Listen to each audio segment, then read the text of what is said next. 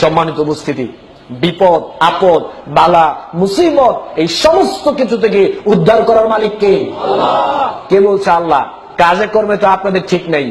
বিপদে পড়লেন, এক গ্লাস পানি নিয়ে হুজুরের কাছে গেলেন, গিয়ে বললেন আমার কাছেই ধরেন, অন্য হুজুরা রাগ করবে, আমাকে দিয়ে বোঝাতে হবে, তাহলে খেপবে না।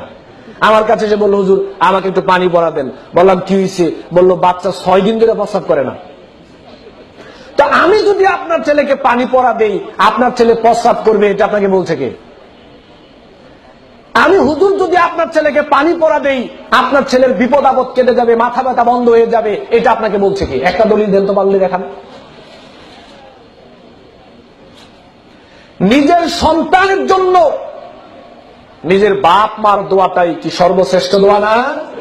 আপনার সন্তান বিপদে পড়েছে, আপনি সালাতে দাঁড়ান, আপনি এক গ্লাস পানি নিয়ে সূরা ফাতিহা পড়ে আপনি ফু দিয়ে বাচ্চাকে খাওয়ান, ভালো হওয়ার সম্ভাবনা আছে না ভাই? কিন্তু আমি পানি পড়া দিলে ভালো হবে, এটা আপনাকে বললো কে? আজকে কিছু গোমর পাশ করে পরে যাব।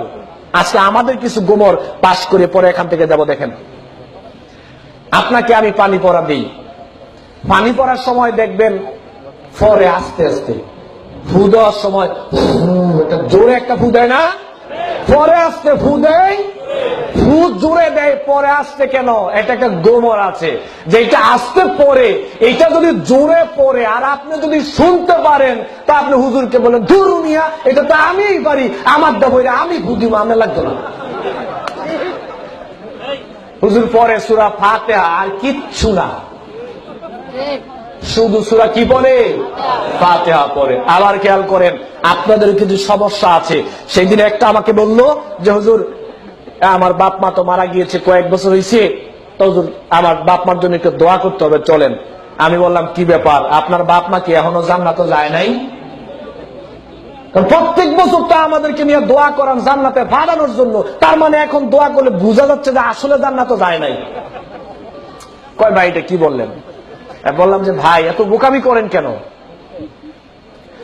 আপনার বাপ মার জন্য আমি কাবা ঘরের ইমাম সাহেব হতে পারি, আপনার বাপ মার জন্য কাবা ঘরের ইমাম সাহেব যদি দোয়া করে দোয়া কবুল হবে কোনো গ্যারান্টি নাই। হতেও পারে আবার নাও, কিন্তু সন্তান বাপ মার জন্য দোয়া করলে দোয়া কবুল হবে একেবারে 100% গ্যারান্টি।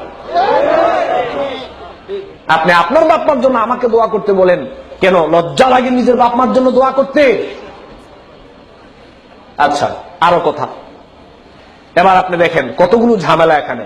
আপনি আমাকে বললেন দোয়া করার জন্য, আচ্ছা ঠিক আছে আপনার বাপ মার জন্য আমি দোয়া করব। এবার আপনি আমাকে বাড়িতে নিয়ে গেলেন খাওয়ানোর জন্য, এবার বাড়িতে পেট ভরে খাওয়াইলেন, খাওয়ানোর পরে এবার আমি আপনার বাপ মার জন্য দোয়া করছি, আপনার সামনে খাড়া। বাস্তবতা বাংলাদেশে যা চলেছে এখন চলছে, আপনার সামনে খাড়া, এখন আমি আপনার বাপ মার জন্য দোয়া করছি। দোয়াতে কি কান্না যে হুজুরে কাঁদে, নিজের বাপ মার জন্য হুজুর কাঁদে না, হুজুর আপনার বাপ মার জন্য কাঁদে। আসলে কাঁদে না, পুরোটাই অ্যাক্টিং, একটাও কাঁদে না, চোখ দিয়ে একটুও পানি আসে না কারণ আমি নিজে জানি না। এরপরে আপনি সামনে দাঁড়ানো বলছেন হুজুর দোয়া করেন বাপ মার জন্য। এই যে দোয়া ধরে 15 মিনিট আপনার সামনে হুজুর আপনাকে আপনার বাপ মার জন্য দোয়া করছে, কি সুন্দর দোয়া যে করছে, একেবারে দোয়া করতে করতে এমন অবস্থা হয়েছে যে বুঝা গেছে মনে হয় জান্নাত গেছে, আরেকটু বাকি আছে। এই যে দোয়াগুলো বললো, একটাও দোয়া না, সব খালি আপনারা ফার্ম দিছে। কিছুক্ষণ পরে তো পকেটটা ভরে দিতে হবে। কেন বলছি কথাটা দেখেন, এই কথাটা বলতাম না। হুজুরের বাপ মার জন্য দোয়া করাইতে গিয়ে কয়দিন আপনাদেরকে দাওয়াত দেওয়া হয়েছে? কেন খাওয়ায় না?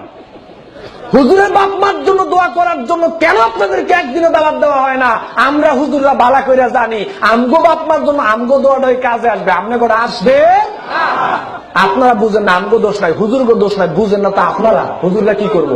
হুজুররাও তো ঠেলাই পরে চাকরি চলে যাবে, বিদায় যেতে হয়। এখন আপনারাই তো হুজুরদেরকে বাধ্য করেন, দায়ী আগে আপনারা।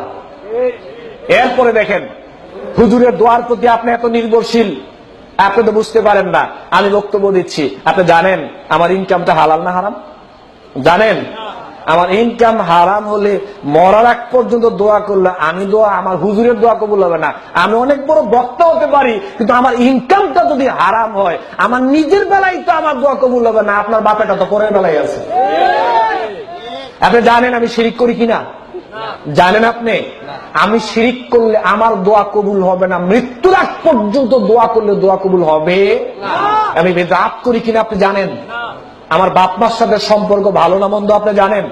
বাপ মার সাথে যদি আমি হুজুরের সম্পর্ক ভালো না থাকে, আমি হুজুর সারাদিন দোয়া করলে দোয়া কবুল হবে?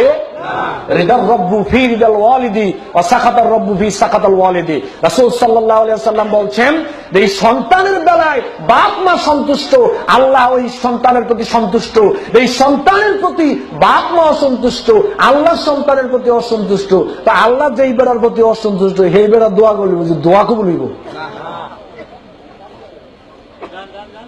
বুঝেন না আপনারা, আপনারাই বুঝেন না। হুজুরদেরকে দোষে লাভ নাই, দোষ আগে আপনাদের। এই বিশ্বাসটা মন থেকে তুলে নিতে হবে যে কোনো দোয়ার বেলায় খালি হুজুরের দোয়া লাগবে, হুজুরের দোয়া লাগবে।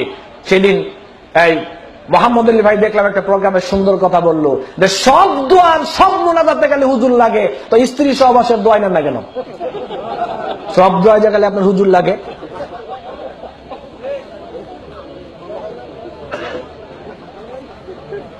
দোয়ার ভার আলেমদের উপর দেওয়া যাবে না। হ্যাঁ, আমাদের উপর দোয়া চাইবেন, আমরাও দোয়া করব, আপনারাও করবেন, কিন্তু কেউ কারো প্রতি একেবারে নির্ভরশীল হওয়া যাবে। নিজের দোয়াটা নিজের কাছেই নিরাপদ, নিজের বাপ মার কাছেই নিরাপদ। সন্তান বাপ মার জন্য দোয়া করবে, রব্বির হামহুমা কামা রব্বায়ানি সগীরা। এটা কি হুজুরকে শিক্ষা দেওয়া হয়েছে না সন্তানকে বাপ মার বেলায় শিক্ষা দেওয়া হয়েছে? বুঝা উল্টো চলেন আর কি, বুঝেন সবই কিন্তু চলেন উল্টো। সম্মানিত উপস্থিতি, বিপদ আপদ বালা মুসিবত এগুলো দেওয়ার মালিককে, উদ্ধার করার মালিককে। তাহলে আশ্রয় চাইতে হবে কার কাছে? আল্লাহর কাছে। এটা অন্তরের ব্যাপার। আগে আল্লাহকে কি দিয়ে মানতে হবে? অন্তর দিয়ে মানতে হবে।